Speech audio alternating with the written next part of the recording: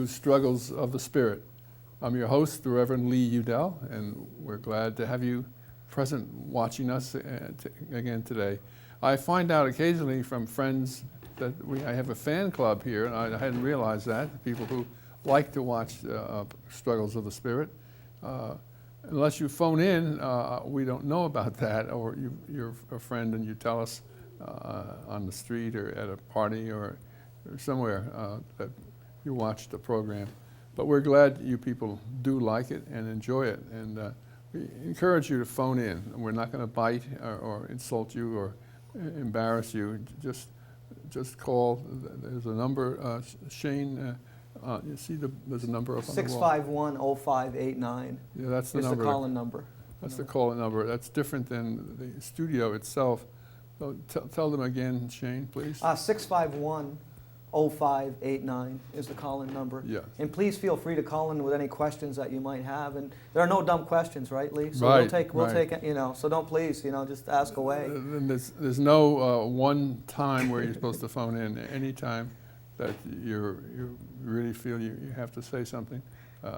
We want you to talk about your experience, your knowledge, and your response to what you hear. And it's not a pledge drive, so we won't ask for any money.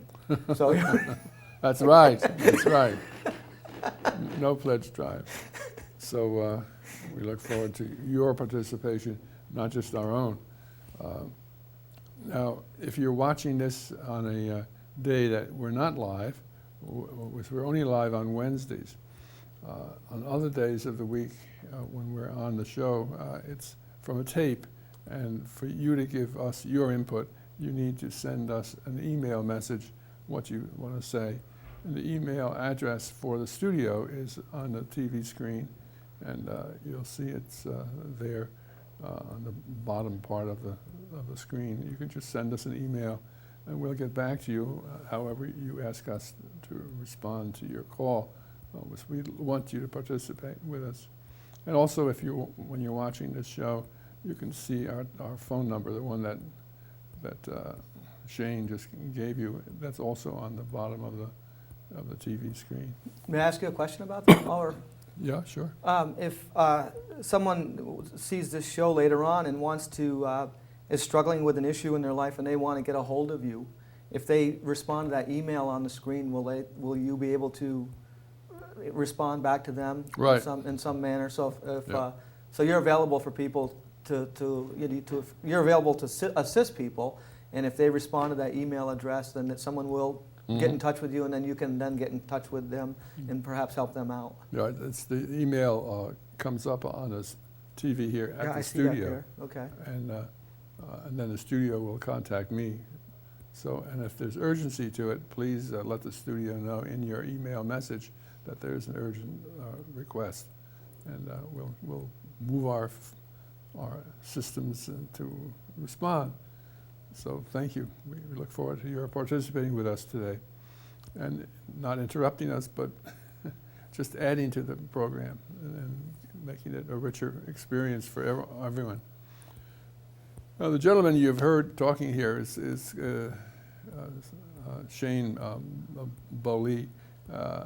He's going to talk with us about his experiences in both in the mountains and in automobile world.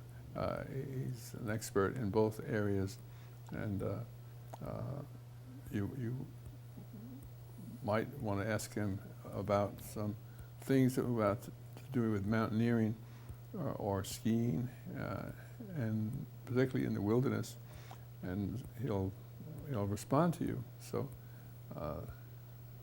and also with cars. He's worked with cars most of his life, and can answer some technical questions about cars and how they operate under special conditions. So Shane, why don't we start by, I thought about, at least one of the heroes for me is the first, I think he climbed Everest,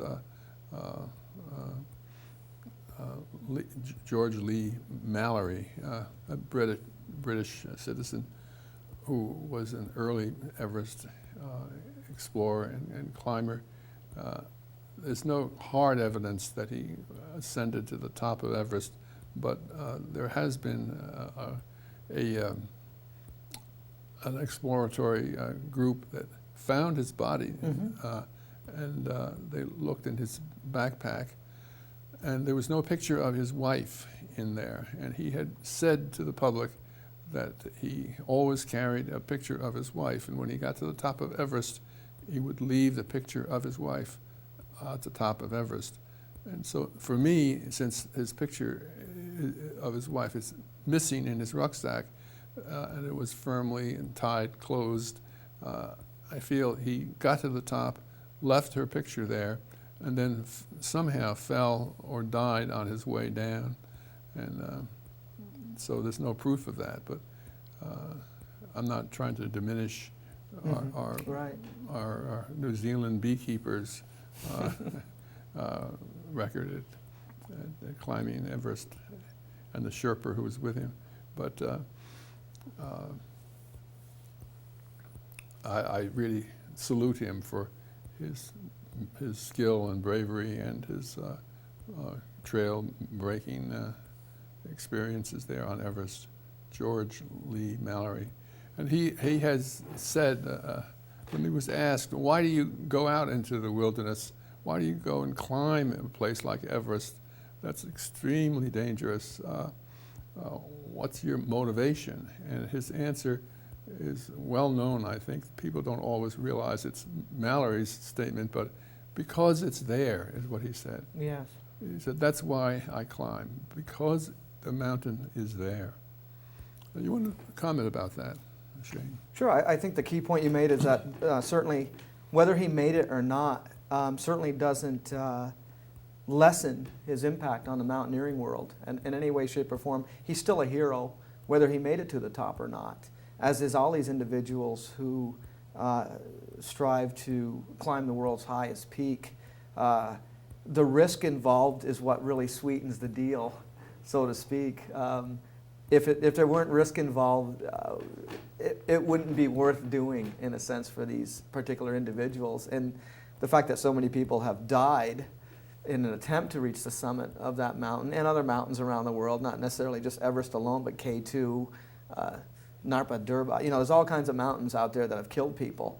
Everest being, of course, the most famous because it's the tallest peak. But getting back to, you know, in mountaineering, they call it summititis, where, you know, make it to the top, no matter what, is the sort of the theme of a lot of expeditions. And it certainly has led to a multitude of deaths when perhaps turning around would have been a better choice.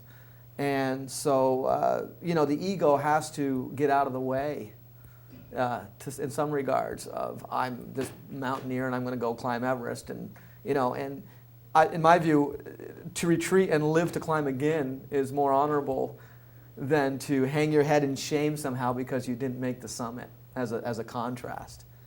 So George Mallory, whether he made it or not, is irrelevant. The fact is he tried.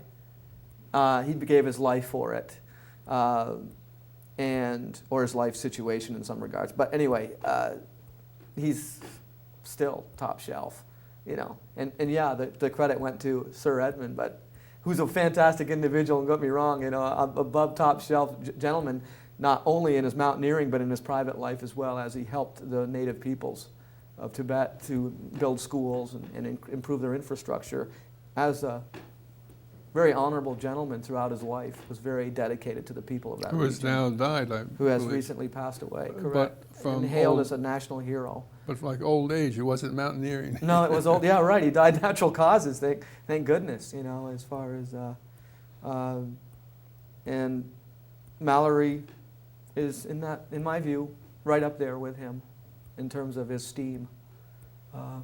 And you know, like I say, whether he made it or not is irrelevant. He tried. He was part of he was part of it. The whole and if he'd probably do it all over again, given the opportunity. You want to talk with our viewers a little bit about summititis, because you feel that even if you're climbing a small peak, or if you're getting close to the end of your courses and you're getting to the final exams, you get the equivalent of summititis. Do you want to talk a little bit about that?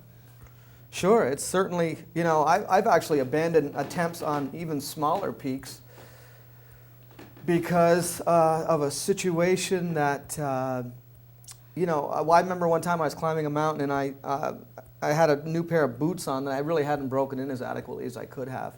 And I could see the top, but my feet were killing me.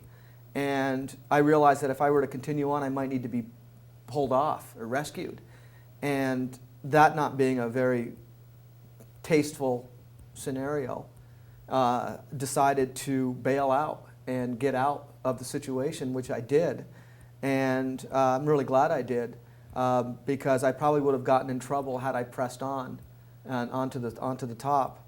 And that happened to be on Mount Washington, which is just a regional area, I know it well. and a mountain that has killed many individuals throughout the years. And so here we have, this rinky-dink sort of, in a sense, compared to Everest. But it's in a very interesting area. And by the way, a lot of folks train for Everest on Mount Washington. And mountaineers come from all over the world to train on Mount Washington to get ready for other summits, because of it lies in an interesting region of 3 fronts that come through on a regular basis. In New Hampshire? Yes, in New Hampshire. The northern Arctic fronts from Canada come roaring through, meets the coastal fronts off the coast of Maine, and then meets the other fronts from the south through Appalachia. The highest wind velocity in the world has been recorded there at 230 miles an hour. I have literally climbed on the ground, crawled across the ground on my belly to avoid being blown away by the wind there. When I was a teenager, I spent my summers there, working on the Cog Railroad. Ah. And so I had a very intimate relationship with the mountain and hiked it a lot, climbed a lot, and lots of situations like that where it was literally hands and knees clinging from rock to rock. So if you stood up, you were like a sail and you were literally pushed over, and that doesn't feel too good when you're pushed over onto rocks. So it does have high winds, extremely cold weather. It can be 60 degrees at the base and 10 to 0 at the summit very easily. It can change in 5 minutes. It throws everything in the world at you. And there's no shelter on the Cog Railroad side of the mountain, really. There's no ridge to hide under, or no, just the protection. Tracks themselves, a couple of water towers. There's a halfway hut. It's not really that accessible. And there have been a lot of deaths in New Hampshire this year. 4 I can think of right off that were recent, on Mount Lafayette, Lion's Head, around there, area there. There's actually quite a few rescues taking place there pretty frequently that are unnecessary, as most rescues are. Individuals going in unprepared to spend the night. And I believe at some point we'll probably see a permitting system before people can go in there to regulate the flow of traffic through there, to make sure everybody's all set up. For example, Katahdin, in the wintertime now, Mount Katahdin in Maine requires a permit before you can go in there in the wintertime. What they're doing there is you obtain the permit and they check you out before you go in, making sure you have the required gear. And perhaps I should elaborate on that a little bit more. Anytime you go into an area like that, you need to be prepared to spend the night. And you need to have plenty of food and water and the ability to make shelter. Whether it's a snow cave because you're trained in that area, or whether it's a very good tent, or you need the ability to be able to hunker down and sit out a storm, which could come at any time and leave you in a real bad situation. Common sense would tell you that if you're climbing a mountain and all you've got is a couple of candy bars and a bottle of water, if the situation were to change, there isn't a house you can run to and climb into, open the front door and walk into a warm interior. Not at all. Nor is there a car nearby. Or a phone. Or a phone. Cell phones won't work. In the They don't work up there. No. They might at some times, but would you want to get into a situation where you need to call in and you find out you don't have a signal? Better to not be in that situation in the first place. So at any time you go into a wilderness area, you need adequate food and water for 2 days, and the ability to build a shelter or have a tent with you, a mountaineering qualified, good. And they're expensive. They're not inexpensive. The reason they're expensive is because they're good. They can withstand a lot of force. They have a special floor that gives you a vapor barrier between you and the surface, and and so let me give you how that pans out. There's been 4 deaths. They were all 4. Well, one gentleman I believe is still in a coma, and he hasn't recovered from that yet. There was another attempted rescue that was unnecessary in that 2 individuals went into the mountains, into the Mount Lafayette as well, and had the required gear, and both survived. Both men survived. They had the food, they had the water, they built a snow cave, they hunkered down, got through the night, and walked out the next day. That's what we're talking about here, the ability to do that. The gentleman who died, 2 of them parked their car, 1 bottle of water, not the right gear, and just attempted to hike the mountain. A squall came in, the same squall that came in, by the way, in Burlington on a Sunday afternoon, dumped a lot of snow, killed those 2 gentlemen. They got lost, could not find their way out, wandered around. Your calorie expenditure is huge in the wintertime. Not only is your body burning more calories to heat itself, but you're also using a lot more effort to move around in that environment. And so you burn up a lot of calories, you bunk, you have the inability to heat, you go into a hypothermic state, that affects your judgment, you start making more and more bad decisions. Next thing you know, you're dead or you're in a hospital, and as this gentleman is in that situation now. Hypothetically, what's puzzled me is about that there were 3 climbers last winter, not this winter, but last winter, who got into big trouble up in the Cascades out west, and one of them died, and the other 2 have vanished, never to be found again. I had assumed that their bodies would have been discovered, but I think it was Mount St. Helens or I believe that was Mount Hood. Mount Hood. It was Mount Hood. Yeah, what would have happened to their bodies? That remains to be seen. When you get a dump of snow out there, you get a lot of snow. You get, we get a snowfall around here. We call a foot a lot of snow. Out there, you can get 12 to 16 feet of snow in a single dump. So you can get these huge storms that roll in off the coast, and if you stray off the beaten path and you die, then you're going to be buried in snow for a long time. You could be anywhere, based upon what kind of decisions you were making at that time. Tell us about your skiing out in Utah this winter yourself, your own skiing, and how incredible that was. Yeah, just returned from Alta and had an incredible experience. There's a lot of snow there this year. There's 34 accumulated feet of snow there in the mountains, in the Wasatch Range. And we did some backcountry skiing that was a lot of powder, which some folks were using snorkels, like they use in scuba diving, to breathe. There was so much snow that you have to use a snorkel just like you do in scuba because you're skiing through snow up to your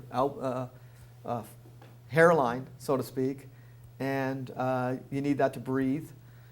And you also have to sit back on your tails a lot more of your skis and allow the tips to come up so they don't submarine and you don't find yourself flailing and swimming through incredibly deep powder.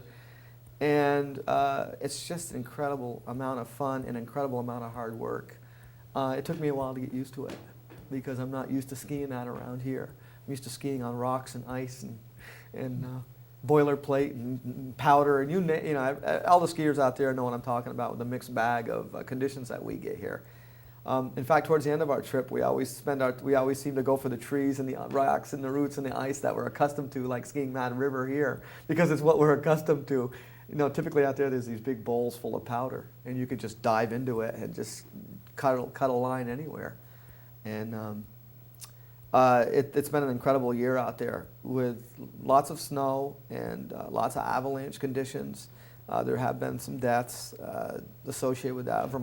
A young man from Vermont was killed, not in Utah, but in Colorado from an avalanche. He did the right things. He did a slab test, as they call it, to measure the amount of slide activity. And one slab test showed okay, the other one was questionable. Well, it turned out to be a questionable area. He was skiing in and it let go, and he died of a blunt trauma, pushed by the avalanche into the trees. I don't know if anybody out there has ever been in an avalanche or seen one, but it's analogous to having, if you're sitting in your living room, and it's like having a freight train roll through the middle of the room. That's how much noise they make. That's how loud they are. And they move at an incredible amount of speed. 33 1/3 feet per second squared is their velocity when they get going. And there's just no way that you're going to be able to control yourself in that situation. And by the way, when an avalanche ends, the snow is like cement. A lot of folks don't realize that. It gets extremely compact. And it doesn't have to be on huge mountainsides. There were a couple of deaths years ago in Utah where it was a moderate slope and there was like a little depression in the ground, and these two guys were skiing through that depression and it let go above them and the snow came down and killed both of them. And this was in a very reasonable slope, similar to like, for example, Cochrane ski area, that kind of a slope, very gentle. It weighs a lot. It will kill you. I've heard it said that you should do a breaststroke in the snow if you're in an avalanche to try to keep your head up in the air as the snow goes down. Have you ever heard that? Yeah, I've heard a lot of different things. You know, there's strategies for dealing with that. I'm not sure that any of them work. Well, you know, what they ask you to do in the books and what happens in real life are so removed from each other because you really don't know how you're going to react till you're in the situation. Right. Like, you know, people have been in earthquakes and you're supposed to, you know, a lot of people run outside. You're not supposed to run outside. That's your natural instinct, is to run outside. In an avalanche, you might have a tendency to swim. You might have a tendency to just freak out and go with the flow. I mean, but, you know, if you are in an avalanche-prone area, of course, you need to have avalanche training with a beacon, with probes, with a signaling device, and be trained in it. There's especially trained dogs at the ski areas. I saw the dogs working. I saw the ski patrol working the dogs, training them for avalanche situations. You don't have a lot of time to find someone in an avalanche. It's really critical to get to them immediately because of oxygen deprivation. It's hard to tell I've been told and I've never been in an avalanche, so please, you know, I don't have any first-hand experience of this. I have a tendency of, if there's any doubt, this is my rule, if there's any doubt, leave it out. So if there's any question whatsoever that it could be a slab that's going to let go, you leave the area and live to ski again, live to climb again, live to mountaineer again. And here I am, almost 50, still going along at a pretty good clip. So turning back isn't a bad thing to do. No, absolutely. You're never not chicken a bad if you thing turn to do. back. No. And that's what I said earlier with the ego. You have to put that aside. It's not about your achievements. It's about being out there and enjoying the outdoors. And of course the risk that's associated with it. That's all part of it. Some folks, risk seekers, it has a certain attribute in that it sweetens your daily life to take risks. When you flirt with death a little bit, you come back to your life, everything is somehow amplified or sweetened by that experience because you've almost lost it all. Some folks can get addicted to that, where like thrill seekers, for example, some extreme athletes I know, like to flirt on the edge of that line between life and death, because it gives life a heightened sense of awareness and gratitude about what you've got when you've almost lost it all. You know, there's a saying, you never realize the value of something until you've lost it. But you never conquer a mountain. No. Ever. Ever. It's just another experience in a long line of experiences. And you know, and at best, you know, when you're in your later years, retired or whatever, you can look back through your pictures and your scrapbook and reminisce and have some wonderful memories about the experiences that you had. But I find that most importantly is how I've been shaped as a person because of the experiences I've had in the mountains, so that I can have a sense of gratitude about where I am in my life, not because I've risked it all, but I've just sort of realized I don't have to risk it all in order to appreciate the simple things that I've got, you know? Like, I find it, I've traveled all over the world, and I still wake up grateful every morning that I have a hot shower and a hot cup of coffee to have, because I've been to places where those neither were available for a long period of time. And, you know, mountaineering does bring you down to bare bones, your basic survival needs, like as Maslow used to talk about the hierarchy of needs. You know, you get food, clothing, shelter, and then you go up there to self-actualization. Once you get down to the bare bones of having your basic needs met, everything else is really just superfluous details in a sense, you know. And we all work really hard to make sure our basic needs are met. And I had a friend of mine say to me one time, well, he says, well, if your basic needs aren't being met, you better get busy. So, and that goes back to the mountaineering thing. If these guys are out there without the right gear and they're running in trouble, get your basic needs met. But you don't have the equipment there to meet your basic needs. Well, this is asking you for an unguarded statement here. What do you think about these buildings that have inside of the building a climbing wall? It's getting to be kind of a popular thing to go even join a club and you go rock climbing inside a building. Yeah, both my kids are climbers. You want to talk a little bit about that? I think that anything that leads to an appreciation of the outdoors is good. The more people we can get involved in being outside, the better. People who would like to, for example, people are going to be more resistant to building houses in the mountains if they actually have experienced the beauty of those mountains and spent time playing in them than people who haven't. So if everyone gets on board about how important mountains are and how it's important to leave them alone, except for, you know, for us to play in them in a balanced way, the more people that are involved in that process, the more likely we are to keep these things around as a natural part of our history and to preserve them. So climbing walls are awesome because they are the closest thing to the real thing, and it's a great way to train for real rock. It's a great way it's a great social thing. You climb with your friends. I do it with my kids. I climb with my kids.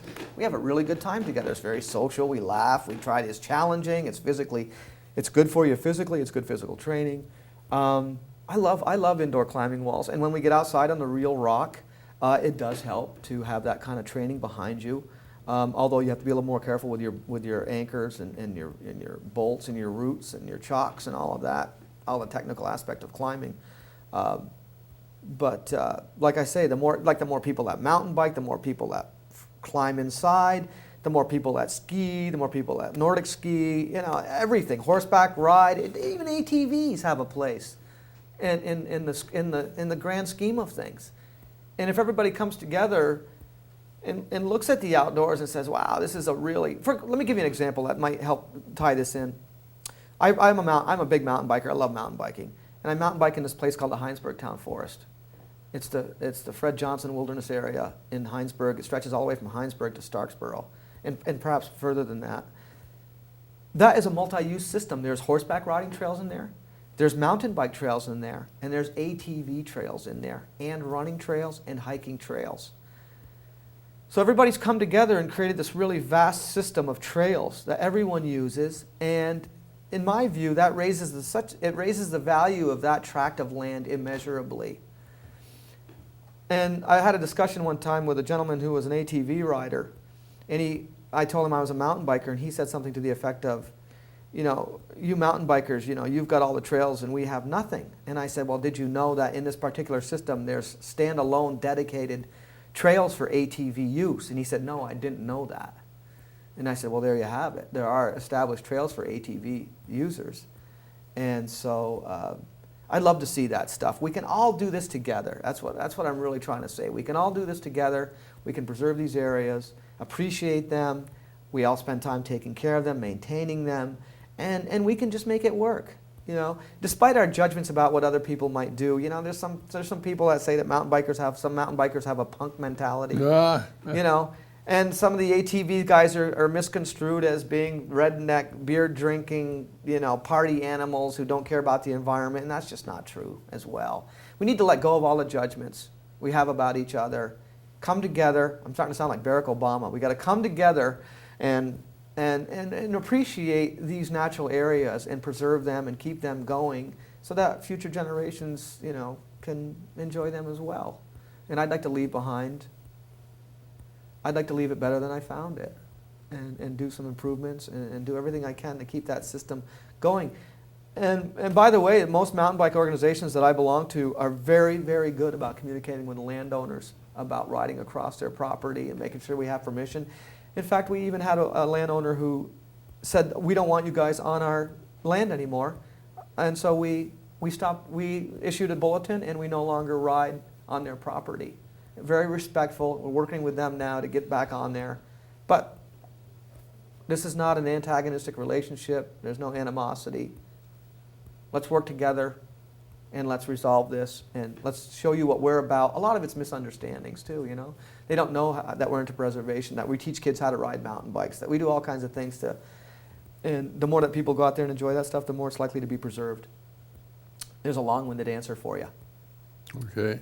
Now, you're going to talk a bit about driving automobiles. Yeah, I thought that as an added, you know, I spend my daily life consulting with folks about automotive repair.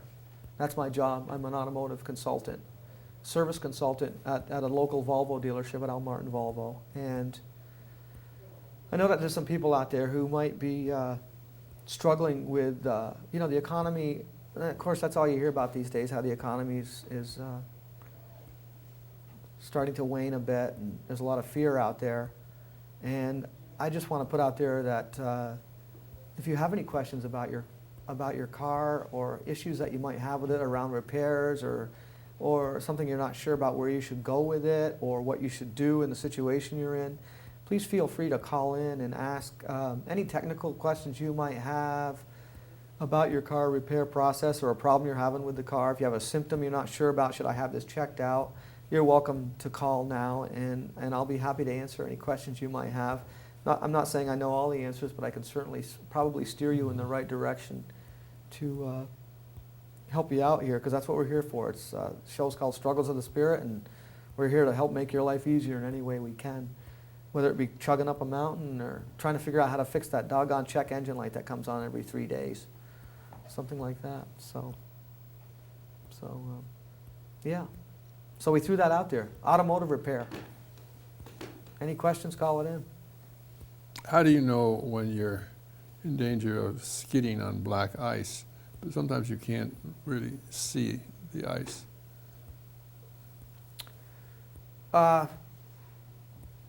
Most cars have, some cars have a system that, and for some manufacturers, they'll put a snowflake on the dash that will light up, indicating that the ambient temperature outside is at a point where ice could form.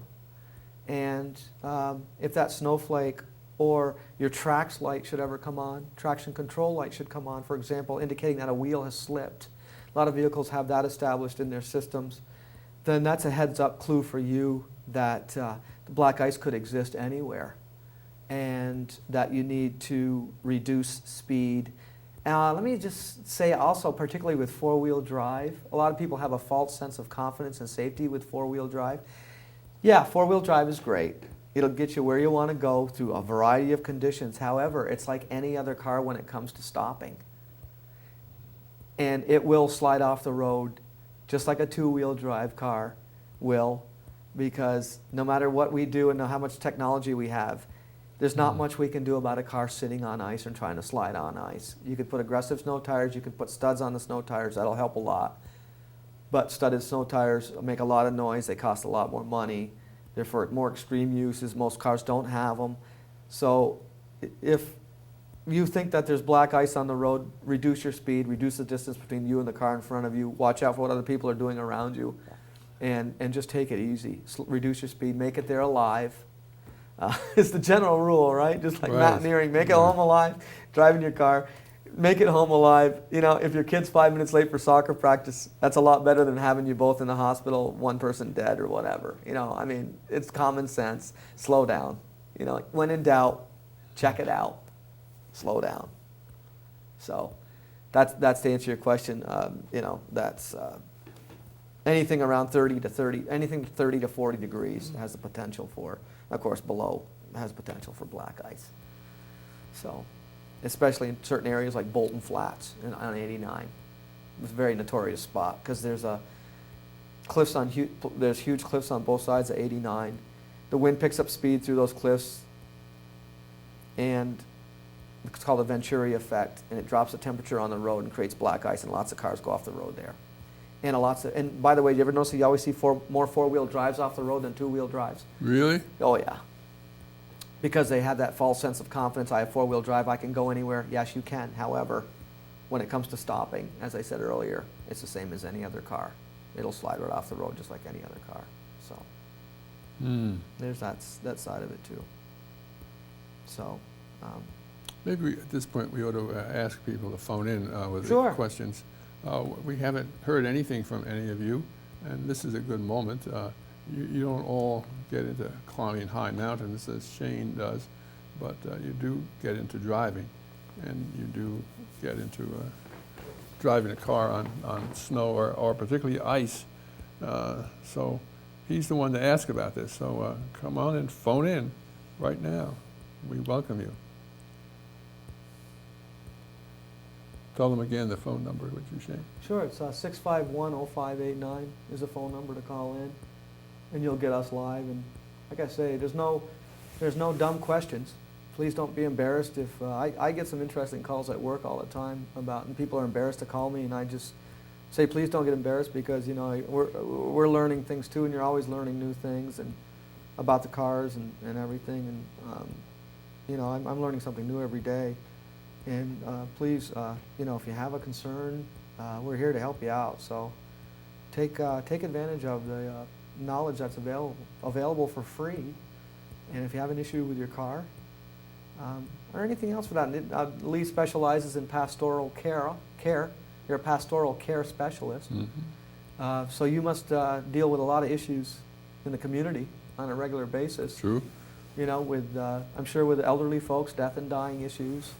Health issues, I'm sure, are pretty paramount. Probably financial to some degree. Sure. People are probably struggling with how to pay those high medical costs as they, you know, get more and more treatments and so on and so forth. And we all have questions yeah. and problems. I know that when I have questions, I go to the experts as well. You know, I'm doing my taxes now, and I've gone to an expert. So, this is a very extremely distasteful task to me. Would you please take this off my hands and take care of this? And if you have any questions, please give me a call. And I might have some questions for you about how to save as much money as possible. And as you do my return, let's talk about that. And we have a dialogue back and forth about what's the best way to go and so on and so forth. So,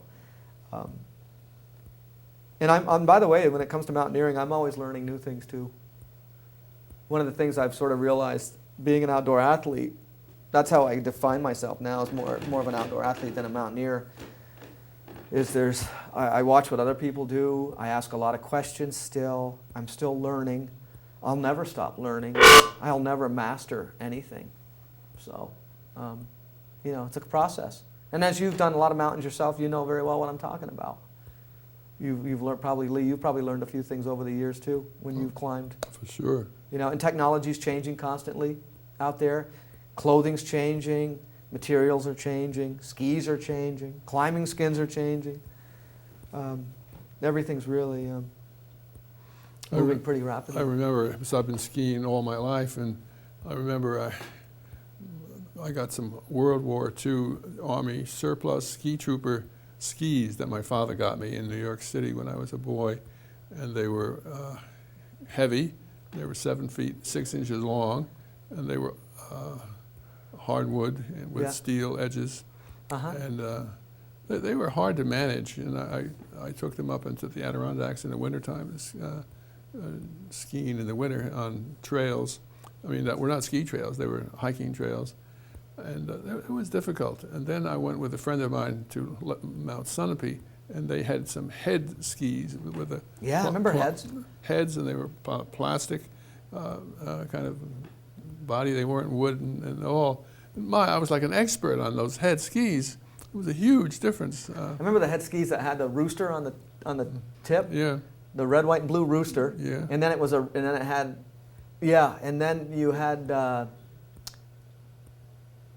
the status symbol in my day was to have your name engraved in the ski. Oh. So you had your name across towards the tips, and everybody had a pair of those, and they're similar now to what the military is using for. I spent some time training some of the mountaineering guys at the Mountain Warfare School on telemark equipment, mountaineering telemark skis. That's what I mainly do, is telemark ski, and they're similar to the head design you're describing. Only they drill holes in the tips of the skis, and they put a rope in the tips, and they plant the skis in the snow, and then the rope as a sling acts as a rest for the rifle to shoot with. So the rope on the ski tips and the skis are anchored in the snow acts as a tripod to steady the rifle for shooting. So that's why they have those. And by the way, these skis the military skis have a top and bottom. Go get a phone call coming in. So. Oh, good. Matt, can you connect us? Yeah. Can you guys hear me? Yes. I hear you well. Okay, I had a question. I wanted to know, there's a lot of people have told me some different things, but how long should I actually let my car warm up on the really cold winter days, and what damage am I doing to my car if I don't let it warm up? There you are, Okay. Shane. Can I ask, what year is your car? Well, I have two. One of them's a 97 and one of them's a 2004. Okay. In both situations, you notice how when you start your car in the morning, the idle is high? Not as much on the 2004 as much on the older one. Okay. The manufacturers have, first of all, to answer your question, you don't need to let the car warm up. Oh, okay. Okay, it's fine to drive away the way it is. I wouldn't drive away in a cold start situation and bring it up to highway speed right off. Okay. In other words, I wouldn't mash the gas pedal and go screaming off the road. You know what I mean? Mm-hmm. You want to take it easy. Most manufacturers have the idle speeds adjusted in cold weather. There's a thing called an ambient temperature sensor, which tells a computer what the outside air temperature is, and it will raise the idle of the engine automatically. And what it's doing there is it's heating up the engine faster. It's also getting the O2 sensors in the catalytic converter heated up faster, so it catalyzes the exhaust gases faster or more efficiently, so that what leaves the tailpipe when you first start the car is cleaner than it would be. And that's designed that way. So the idle's higher when you first start it, what we call a cold start condition, and then the idle drops as the engine warms up. So that means you do not need to let the car warm up before you drive it. Just like I say, don't go beating on it too badly at first. But after a couple minutes, you can go ahead and just drive it normally. And given today's prices of gas, that will help improve your pocketbook, and Right. you're not hurting the car by doing that. So that's a great question, and Now, that's the answer to that. Is that different than cars like pre-fuel injected cars? Or I mean, was it different back then? Yes, it was. It was very different back then. The fuel injection was largely introduced after the Arab oil embargo, in that manufacturers were looking for ways to improve the miles per gallon rating on vehicles. So they came up with injection, which is a great system. What that did was we had the same supply of oil, but we just made that oil go longer. You know, Right. the cars can go longer now based on injection. In the old days with a carburetor, there were heat pipes that came up from the exhaust manifold to heat up the base of the carburetor to help atomize the air-fuel mixture so that the car would run better. In those days, the car needed to be warmed up before it could be driven because you weren't going to get good fuel atomization, so to speak. And while we're on that subject, it's perfectly normal for you to lose 5 to 10 miles per gallon rating in the wintertime. That was my next question, actually. Yeah, Yeah. because the cold air, the air-fuel mixture, the fuel doesn't have the ability to be atomized as efficiently as it is in warm air. So it's a much richer mixture going into the engine. So you're gonna lose some miles per gallon rating in the wintertime. And not to mention the fact that you've got snow tires on the car, ski racks, and you're also moving the car through a much more resistant substrate. The road has Right. snow on it, and that's going to make the car work harder, which is going to increase your gas consumption. So that's nothing to be alarmed about, by the way, that as the summertime the weather warms up, the fuel economy should come up with that warm weather. Okay, yeah, I noticed that my fuel economy went from 40 to 32 as soon as it got really cold, and I thought that there was something wrong with the car, so there you go. Now, one of the things you can do as a consumer to save fuel is to try not to have too many fluctuations in throttle response. So for example, if you're the kind of person that drives down the interstate every day and you're accelerating and decelerating frequently, you're moving in and out of traffic like that, all that deceleration and acceleration process is using more fuel. If you can get in one lane and keep it on a steady 60 to 65 without much movement of the throttle, you'll notice that you'll actually get improved fuel economy and you'll actually increase your range, and you'll use less fuel and save money. That's very good advice there too. And there was one other question, if I can. I know. Sure, I ask as many questions as you like, please. But I just bought the new car actually just recently, and I saw in the advertisement for it before I went to look at it that it said a 5-speed manual with overdrive, and I thought that overdrive was only something in an automatic.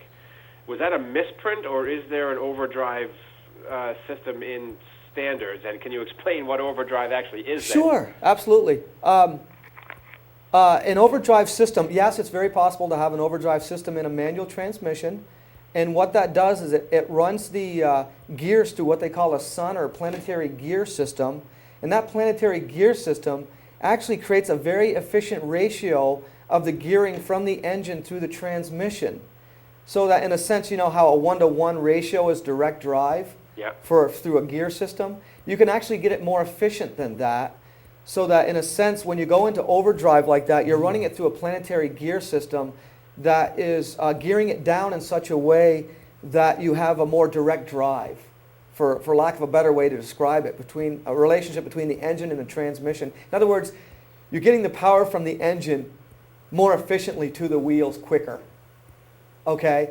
And that allows you to have more range with and more fuel economy. So yes, a lot of cars have an overdrive, and oftentimes that overdrive is construed to be the 5th gear. Okay. So that if you have an H formation, 1, 2, 3, 4, and then 5 up in the corner, you know how you usually go up to the upper right to go into 5th gear. That's usually your overdrive, and you'll also notice that too. The throttle response will change, the gearing will change. And that's really generally only used for highway speeds, by the way. Right. Okay. So when you're cruising along, like I alluded to earlier, with the steady throttle, not too much fluctuation, that's when you want to be in that 5th gear. And then when you go down into the 4th gear, it goes back to a 1-to-1 ratio, and you're going to have more throttle response and different tuning characteristics to move in and out of traffic should you be entering a city or whatever where there's a lot of cars around you. Then you go down to the 4th gear and you have a much more spontaneous throttle response. Okay, that makes sense. You know what I mean? Yeah, so yeah, 5th gear I've is, noticed that when I'm in 5th, and when I step on the gas, it takes a second for it to really respond there's to a it, lag but then when time. in 4th, you take off. Exactly, because it's going through that planetary gear system in the tranny and changing its characteristics. And so, and it's the engineers designed it that way. And it's much more elaborate than that, by the way, but that's the most simplest way I can describe it to you. Okay. Okay? All right. So, and by the way, while we're talking about fuel economy, because fuel's going up in price, the most critical thing around fuel economy is tire pressure. So in Vermont, we have fluctuating temperatures. We have warm days, cold nights, especially during sugaring season. It's really important that at least once a month you check your tire pressures. That's the biggest cause of fuel loss is, of course, if a tire doesn't have the right amount of air in it, it's softer. It takes more force to make it roll down the road, which means it takes more fuel. So you want to make sure your tire pressures are correct.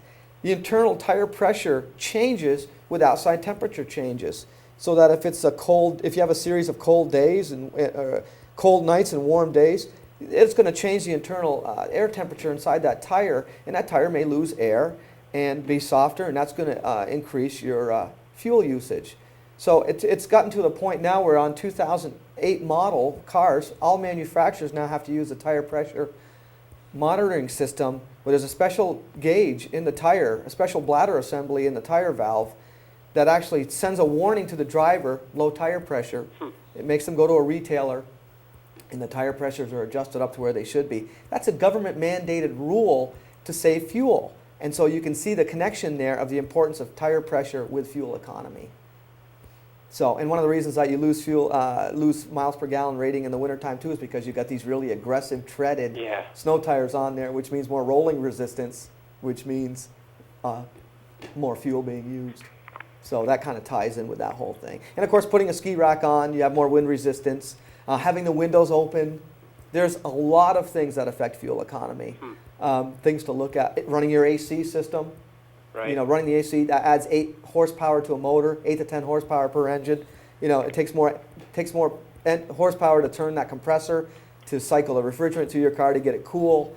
So cycling that on and off can help save fuel as well. And those are all good tips for everyone out there listening to save fuel, which is good for everybody. Save your pocketbook, you know, and so on and so forth. So. Well, thank you. I want to give someone else a chance to call in, but thanks a lot. I appreciate your your problem, answers. Matt. Hey, thanks for the questions. Those are good. That's a good one. You got it. I get that. I get asked that question about the cold start. Should I let my car idle? And you know, in late model cars, it's not necessary any longer. So that's a great question on that. And while we're on the subject, we have a few. I see we have some time left. Let me talk about a few common problems with cars while we're on it. The most common call I get in my job is a check engine light's on. What do I do about that? Well, a check engine light is absolutely nothing to worry about unless it blinks at you and the car has a performance issue like it bucks, stalls, skips, seems to act weird. That needs to be checked out immediately by a local dealer, retailer, local garage, whatever. But a check engine light is the most frequent complaint in the automotive industry. And generally what's going on when a check engine light comes on is that there is a leak in the evaporative emission system. And I'll explain that very quickly in that you have a fuel tank, of course, and there's fuel in that tank. And that fuel is sloshing around in that tank, and that creates vapors. And the manufacturers have built a system into the car that takes those vapors out of the fuel tank through a purge valve, and it stores it into a charcoal canister.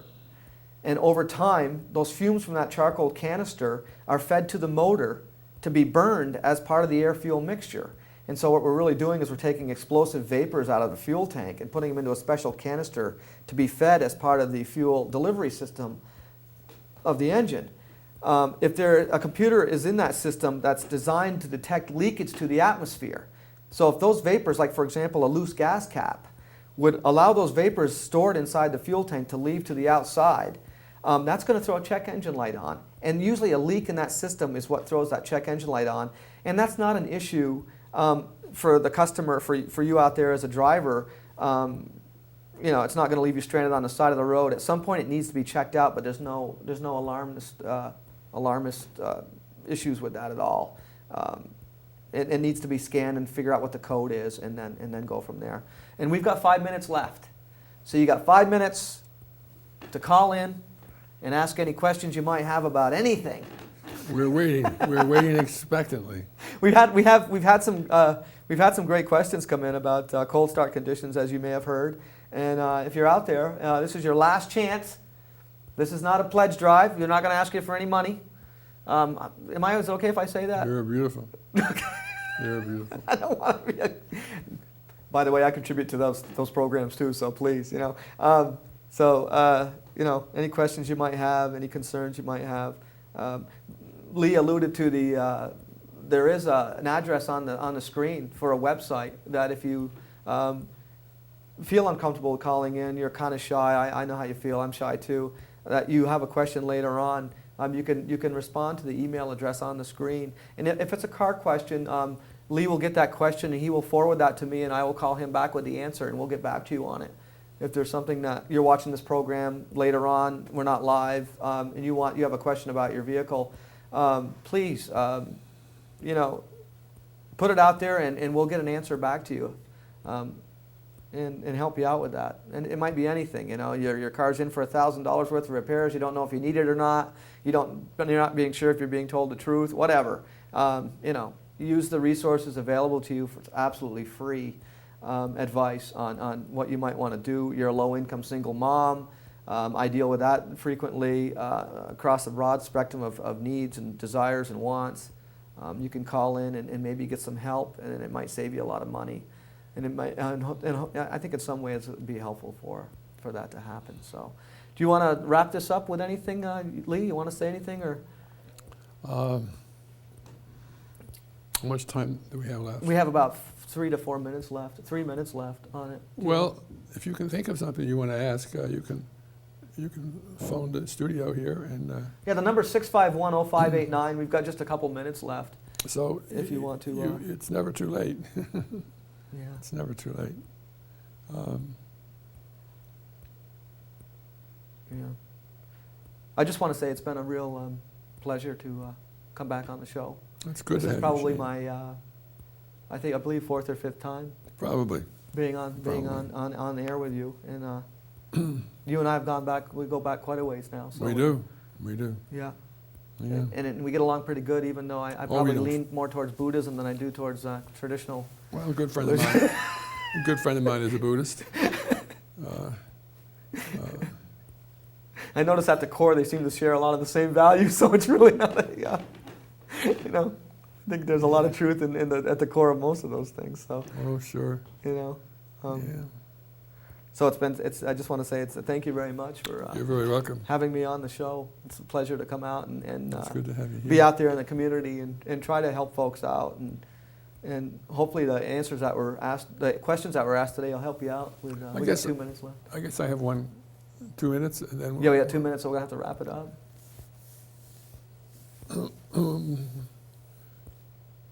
I listen to the ads for new cars on the radio or on television. How do you make an intelligent choice? There's so many choices. The intelligent choice is to find out what your needs are for a car, and the intelligent choice is what are my financial needs? How is this car going to meet my needs? Do I need to go overboard with it? No. Read the fine print. The big print giveth, the fine print taketh away. Mm-hmm. Make sure you read the fine print of the contract. Absolutely drive the car. And by the way, make sure that the car, wherever you buy a car from, make sure that their service is great. Mm-hmm. Because there's no point in buying a car without having good service attached to it. They go hand in each other. They will have to go to the garage. They're machines. They require maintenance. Make sure that there's good servicing available for the car. If you're buying a car that you love and it's at a dealer 500 miles from your house, just remember, it's going to have to go there at some point in its life. So please take all those factors into consideration. Ask around the community, is this a good place to take my car to have it repaired? Yes, they're a reputable facility. Then take that at face value, because the car will have to go to the shop. They require it. They need maintenance, they need repairs, and we're off the air in 1 second. Thank you. Thank you very much, Shane. Thank you.